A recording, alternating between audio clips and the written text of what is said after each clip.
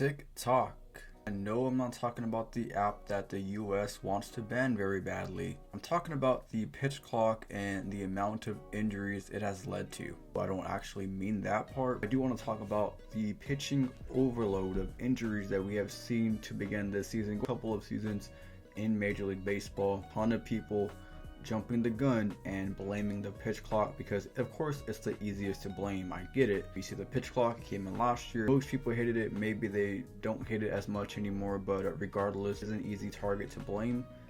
But I'm going to stand up for the pitch clock here, and I'm not going to blame the pitch clock solely. With that being said, I do think the pitch clock plays a role into the amount of injuries that we have seen with starting pitchers or pitchers in general over the last couple of seasons in baseball. And there's been some interesting conversations as well recently that have come up. Epidemic going on right now with pitchers and their arms kind of just falling off.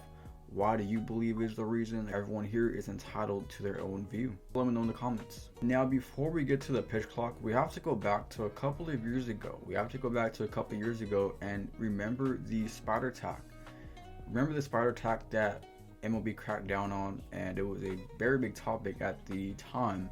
I made a video on it. I actually made a video on the fact that I found spider tack in a baseball. I don't have that baseball on me. It's probably in there somewhere. I found spider tack in a baseball, just sticky substance, really thick, and it was just slivered right in between the seams. I couldn't believe it.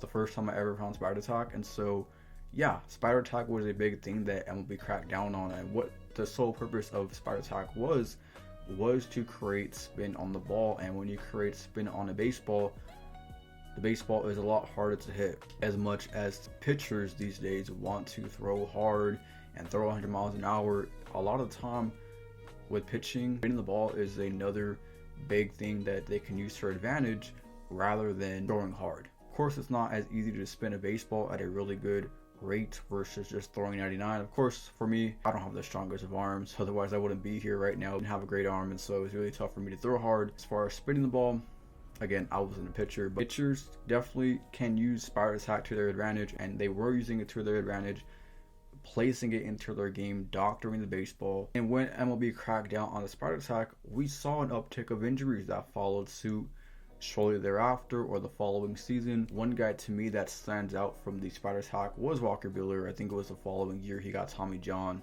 and so that was unfortunate for him. We still have not seen Walker Buehler back with the Dodgers. Spider tack and not doctoring the baseball is one of the reasons I believe as to why we're seeing a mass pitching injury overload, as well as I just mentioned right now, velocity. Pitchers are constantly trying to throw hard, and throwing a baseball is not a normal physic. It's not a normal thing to do. Watch a pitcher throw a baseball in slow motion.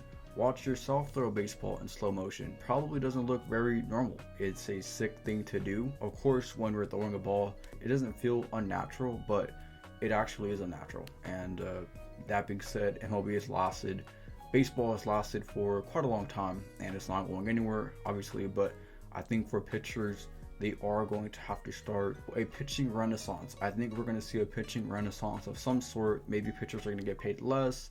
Maybe pitchers won't throw as hard.